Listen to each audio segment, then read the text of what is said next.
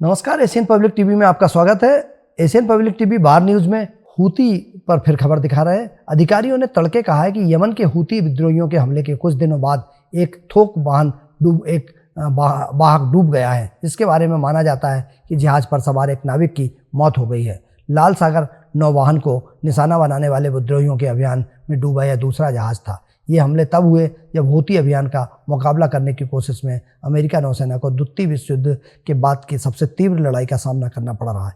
विद्रोहियों का कहना है कि ये हमले गाजा पट्टी में इजराइल हमास युद्ध को रोकने के लिए है। हालांकि ईरानी समर्थित विद्रोही हमलों में अक्सर हूती इन जहाज़ों और नाविकों को निशाना बनाते हैं जिनका युद्ध से कोई लेना देना नहीं होता है, जबकि एशिया यूरोप के मध्य पूर्व के बीच कार्गो और ऊर्जा शिपमेंट के लिए महत्वपूर्ण गलियारों के माध्यम से यातायात आधा रहता है। ये सेना के सेंट्रल कमांड ने कहा है कि अमेरिकी हमलों ने हूती नियंत्रक क्षेत्रों के भीतर 7 रडार को नष्ट कर दिया है। इसमें इस बारे में विस्तार से नहीं बताया है साइटें कैसे नष्ट की गई और एसोसिएटेड प्रेस के सवालों को तुरंत जवाब नहीं दिया गया है। इजरायली सेना ने अचानक दक्षिणी गाजा पट्टी के युद्ध विराम की घोषणा कर दी है। इजराइल ने यह घोषणा तब की है जब हमास के एक बड़े और घातक हमले में उसके 8 सैनिकों की मौत हो गई है।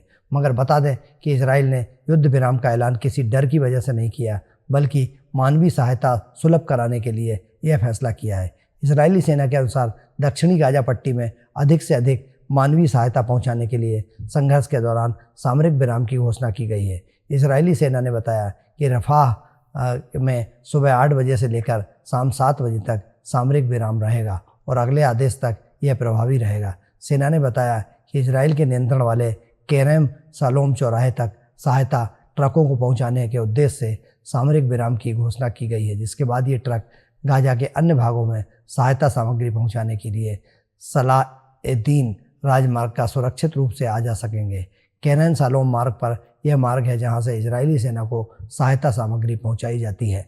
उन्होंने कहा कि संयुक्त राष्ट्र और अंतर्राष्ट्रीय सहायता एजेंसी के साथ समन्वय एवं संघर्ष के दौरान सामरिक विराम की घोषणा की गई है। इजराइल और हमास के बीच पिछले 8 महीनों से युद्ध जारी है, जिसमें गाजा मानवीय संकट से जूझ रहा है।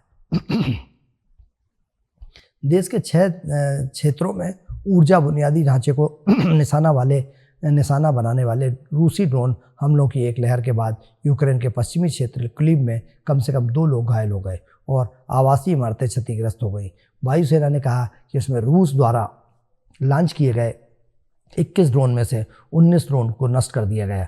यूक्रेन की सेना ने कहा कि रूसी सेना ने पूर्वी डोनेट्स्क क्षेत्र में अग्रिम पंक्ति पर टेत्रेस्क के पास हमले तेज कर दिए हैं और आसपास के कस्बों और गांवों को निशाना बनाते हुए एक साथ 5 हमले अभियान शुरू किया है। रूसी रक्षा मंत्रालय ने कहा कि उनकी सेनाओं ने टोरेत्स्क के आसपास अपनी स्थिति में सुधार किया है, जिसकी आबादी युद्ध से पहले लगभग 32,000 लोगों की थी। क्षेत्रीय गवर्नर वासिली गोलुबेव ने कहा कि दक्षिणी रूस में एक तेल टर्मिनल पर यूक्रेनी ड्रोन हमले के कारण लगी आग बुझाने के अग्निशमन कर्मियों के प्रयास के बाद दूसरे दिन भी जारी है। एशियन पब्लिक टीवी पर जो बार न्यूज़ में फिलहाल इतना ही। आप बने रहिए एशियन पब्लिक टीवी पर। मुझे दीजिए इजाज़त। नमस्कार।